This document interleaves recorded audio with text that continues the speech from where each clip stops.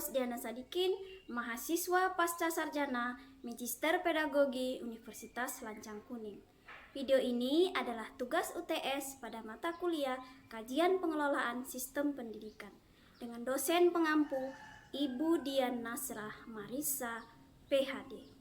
Dalam membangun sekolah yang kuat, saya percaya bahwa dua hal harus berjalan beriringan, yaitu kepemimpinan yang punya arah dan daya dorong, serta pengembangan SDM yang berkelanjutan dan kolaboratif. Di lapangan, saya belajar bahwa strategi yang hebat tidak akan berdampak kalau tidak menyentuh budaya dan nilai-nilai lokal. Begitupun pelatihan, sehebat apapun materinya akan sia-sia kalau tidak menghidupkan kebiasaan belajar bersama.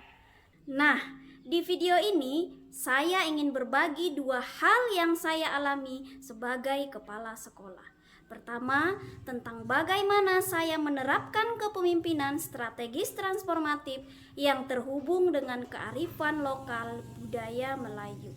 Dan kedua, tentang bagaimana saya merancang pelatihan guru yang benar-benar berdampak dan fokus pada kolaborasi, refleksi, dan praktik nyata.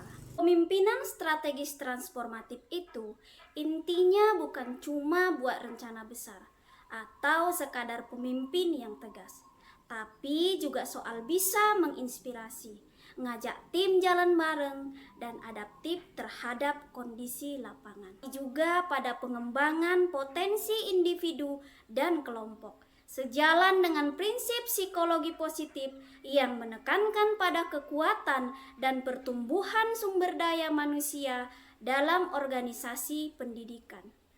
Mendorong musyawarah dan gotong royong ini secara psikologis juga memperkuat rasa otonomi dan keterhubungan para anggota komunitas sekolah, yang merupakan kebutuhan dasar psikologis menurut self-determination theory, sehingga meningkatkan motivasi intrinsik dan partisipatif aktif mereka.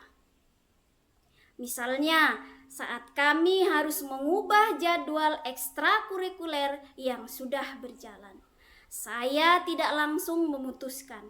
Kami adakan musyawarah terbuka, mengundang perwakilan guru, siswa, dan orang tua, mendengarkan semua perspektif, dan mencapai kesepakatan bersama yang paling mengakomodasi semua pihak.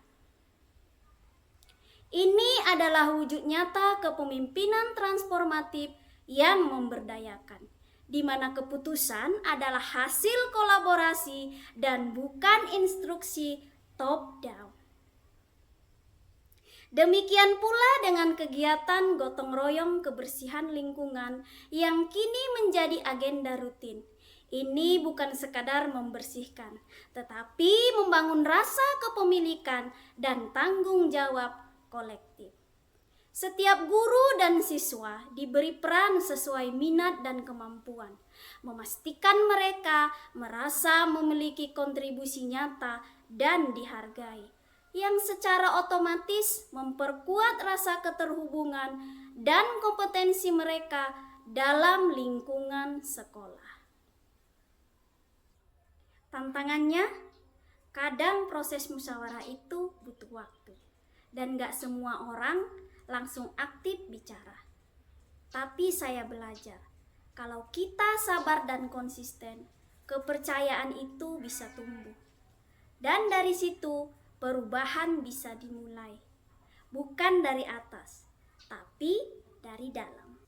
Nah, setelah bicara soal kepemimpinan, satu hal yang gak kalah penting adalah siapa yang akan kita ajak jalan bersama. Karena sehebat apapun kita, tetap butuh tim yang siap, solid, dan terus bertumbuh.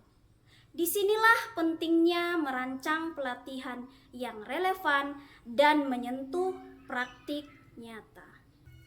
Kalau saya diminta merancang pelatihan guru atau kepala sekolah, fokus utama saya adalah budaya, refleksi, dan profesional.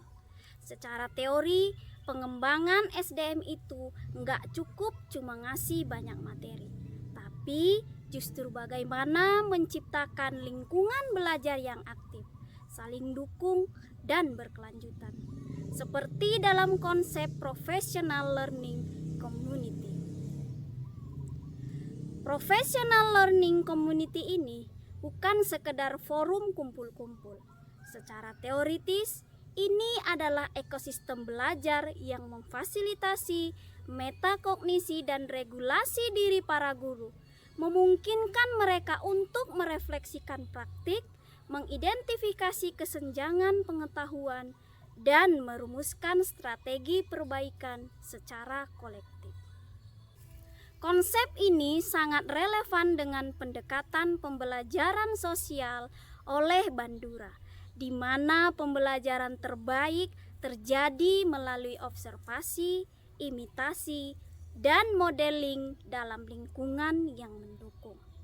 Dengan menerapkan sesi coaching sejawat dan lesson study, kita menciptakan ruang bagi guru untuk mengembangkan kompetensi profesional mereka secara berkelanjutan, yang juga merupakan salah satu kebutuhan dasar psikologis manusia. Saya melihat sendiri, ada pelatihan yang keren banget, tapi begitu selesai, ia berhenti sampai di situ, karena tidak ada forum untuk berbagi atau refleksi bareng.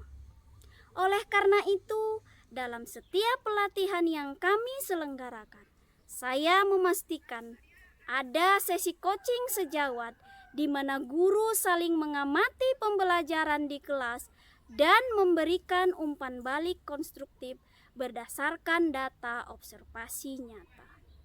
Kami juga rutin mengadakan lesson study, di mana sekelompok guru merencanakan, melaksanakan, mengamati, dan merefleksikan satu pembelajaran secara kolaboratif untuk mencari praktik terbaik.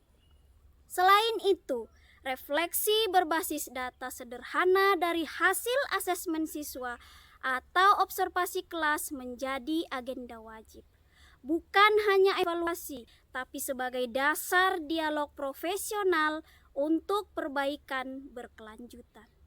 Ini adalah cara nyata bagaimana kami mendorong regulasi diri dan metakognisi di kalangan guru, mengubah pengetahuan teoritis menjadi aksi nyata yang berdampak pada peningkatan kualitas pembelajaran. Tantangannya memang ada. Kadang guru sungkan atau belum terbiasa terbuka. Tapi saya yakin kalau suasananya dibangun dengan saling percaya, proses tumbuh bersama itu bisa terjadi. Bagi saya, pelatihan yang berdampak bukan seberapa banyak slide atau modul, tapi seberapa kuat hubungan dan budaya kerja yang tercipta setelahnya. Sebagai kepala sekolah yang sedang menempuh pendidikan pasca sarjana, saya merasa semakin memahami bahwa teori bukan hanya sesuatu yang dibaca atau dihafal, tetapi harus diuji dalam realitas. Salah satu momen pembelajaran yang berkesan bagi saya adalah saat di kelas kami membahas self-determination theory dari Deci and Ryan, dan bagaimana kebutuhan dasar psikologis, autonomi, competence, and relatedness berpengaruh terhadap motivasi individu. Dari diskusi tersebut, saya mulai merefleksikan ulang pendekatan saya di sekolah. Saya sadari bahwa ketika guru-guru tidak dilibatkan dalam proses pengambilan keputusan, mereka menjadi pasif dan hanya sekedar menjalankan tugas. Maka saya mulai menerapkan musyawarah dalam setiap perubahan kebijakan. Dari hal kecil seperti perubahan jadwal sampai penentuan fokus pelatihan. Dan hasilnya nyata, pentingnya coaching sejawat dan lesson study sebagai bentuk nyata professional learning community. Ini membuka wawasan saya bahwa guru tidak harus datang dari luar, tetapi bisa dibangun dari dalam dengan budaya saling belajar dan berbagi antar guru. Pentingnya coaching sejawat dan lesson study sebagai bentuk nyata professional learning community. Ini membuka wawasan saya bahwa guru tidak harus datang dari luar, tetapi bisa dibangun dari dalam dengan budaya saling belajar dan berbagi antar guru. Saya juga menyadari bahwa pendekatan kepemimpinan transformatif bukan hanya tentang memberi arah dan visi, tetapi juga bagaimana menjadi fasilitator bagi tumbuhnya potensi orang lain. Ini sejalan dengan budaya Melayu yang saya anut, di mana pemimpin bukan yang paling tinggi, tetapi mampu menjadi tempat bertanya dan bergandengan tangan. Sebab memimpin bukan hanya soal kontrol, tapi tentang menciptakan ruang tumbuh bersama. Karena pendidikan pada akhirnya adalah proses manusia bertemu manusia untuk saling belajar, bertumbuh, dan membangun masa depan.